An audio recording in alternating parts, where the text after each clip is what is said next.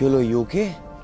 তুই তো চা ভালোবাসিস, চাটা কি খারাপ হয়েছে নাকি? আরে আর বলিস নাই, আজকে লয় শুধু গত কদিন ধরে দেখছি গরম চা খেলেই দাঁতে এমন শিরশিরনি ব্যথা হয় যে মুহূর্তে মুখে গরম কিছু দিব ব্যাস অমনি এই তীব্র ব্যথা হয় দাঁতে। আচ্ছা, এই ফিলিংসটা কি ঠান্ডা খাবার খেলেও হয়? হরে, ঠান্ডা আইসক্রিম বা ঠান্ডা জল খেলেও হয়। বুঝতে পেরেছি তোর কি হয়েছে। এটাকে বলে দাঁতের সেন্সিটিভিটি বা শিরশিরানি। আমারও সেম শার্প পেন হচ্ছিল দাঁতে যখনই ঠান্ডা বা গরম খাবার খেতাম। প্রথম পেনটা ওকেশনালি হতো, অত পাত্তা দিনি, কিন্তু পরে এটা বাড়তে থাকে। আমি বাধ্য হয়ে আমার ডেন্টিস্টের কাছে গেলাম, আর উনি বললেন এটা দাঁতের শিরশিরানি। এটা তখনই হয় যখন দাঁতের বাইরের লেয়ারটা ক্ষয়ে গিয়ে ভেতরের লেয়ারটা বাইরে এক্সপোজড হয়ে আসে, আর তার জন্যই দাঁতের নার্ভগুলোতে শিরশিরানি হয়। তা তুই তারপর কি করলি? দাঁড়া 1 মিনিট। কোথায় যাচ্ছিস? পারুল, এই দেখ, আমার ডেন্টিস্ট আমাকে রেকমেন্ড করেছেন রোজ সেন্সোডাইন টুথপেস্ট ব্যবহার করতে। আমি এটা রোজ ব্যবহার করতে শুরু করে দিলাম, ব্যাস আমার দাঁতের শিরশিরানির প্রবলেম আর নেই। It really works. আর সেই জন্যই তো এটা আমাদের বাথরুমের ক্যাবিনেটেও জায়গা করে নিয়েছে ফর ডেইলি ইউজ।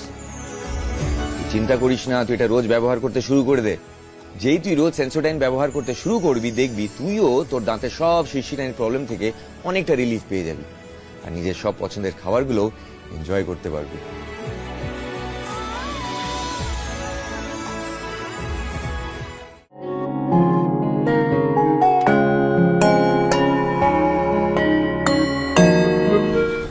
এত লেট? আই এম সরি, রাস্তা অনেক জ্যাম ছিল। আচ্ছা ঠিক আছে। আচ্ছা সেলিম, আমার না মাঝে মধ্যে খুব ভয় হয় আমাদের সম্পর্ক কথা আমার পরিবার জেনে গেলে তখন কি হবে। আরে বাবা, ভয়ের কি আছে? আমরা দুজন দুজনকে ভালোবেসেছি, আমরা তো চুরি করিনি, তাই না? আর ভালোবাসাটাই কি অপরাধ? তুমি তো জানো আমার মা একটু অন্যরকম। আমার মা এসব কোনো কিছু পছন্দ করে না, সে মনে করে এসব হচ্ছে সময় কাটানো। মেঘলা, আমি তোমার সময় হতে এসেছি। আমি চাই সবসময় তোমার সাথে থাকতে, আর আমি তোমাকে আমার করে নিতে চাই। যদি আমি কখনো তোমার নাগালের বাইরে চলে যাই তখন কি করবে? আমি তোমার জন্য সারা জীবন অপেক্ষা করব, ঠিক যেমন মরুভূমি বৃষ্টির জন্য অপেক্ষা করে, ঠিক সেভাবে। তুমি আমাকে এত বেশি ভালোবাসো? আমি তোমাকে কত ভালোবাসি সেটা জানি না, তবে এতটুকু বলতে পারি, আমি তোমাকে আমার থেকে বেশি ভালোবাসি।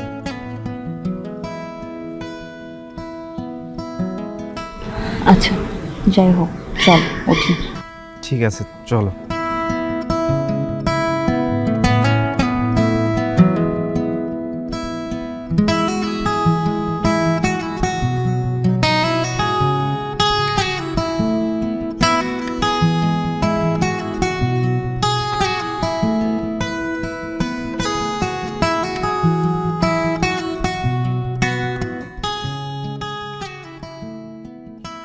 কি ব্যাপার মা? মেঘলা শোনো, তোমার জন্য একটা ভালো খবর আছে। আমি জানি না তুমি ব্যাপারটা কিভাবে নিবে, তবে আশা করছি ভালোভাবে নিবে। তোমার একটা বিয়ের প্রস্তাব আসছে। কি বিয়ের প্রস্তাব? কার সাথে মা? ছেলেটা না মা বিয়ের, খুব বড় লোকের ছেলে, বড় ব্যবসা আছে, শিক্ষিত ছেলে, তোমাকে সুখে রাখবে। মা তুমি তো জানো আমি সেলিমকে ভালোবাসি, আর আমি সেলিমকে ছাড়া অন্য কাউকে বিয়ে করতে পারবো না। সেলিম মানে ওই ছেলেটা যার কোনো একটা টাকাও নাই, যার কোনো ভবিষ্যৎ নাই। এই শোনো, যার কোনো টাকা নাই, ভবিষ্যৎ নাই, তার সাথে সংসার করা তো দূরের কথা, বিয়ের কথাটাও ভাবা ভুল, বুঝছো? মা জীবনে টাকা পয়সাটাই সব না, ভালোবাসাটাই আসল। ভালোবাসা না পেট ভরা না মেঘলা। ওই প্রেম, বিনোদন, বিয়ে, ভালোবাসা এগুলো মনের মধ্যে রাখো। আমি চাই না তুমি পচা শামুকে পা কাটাও। মা তুমি সেলিমকে পচা শামুক বলতে পারো না। যে যেটা প্রাপ্য তাকে সেটাই ফিরিয়ে দিতে হয়। আমি তোমার সাথে বেশি কথা বলতে চাই না, আমি যেটা তোমাকে বলেছি তুমি সেটাই মনে রাখো। মা বিয়ে যদি করতেই হয় আমি সেলিমকেই করব, আমি সেলিমকে ছাড়া অন্য কাউকে বিয়ে করতে পারবো না। এই শোনো, যেটা আমার বলা দরকার সেটা আমি বলে দিলাম, এখন মানা না মানা তোমার ব্যাপার।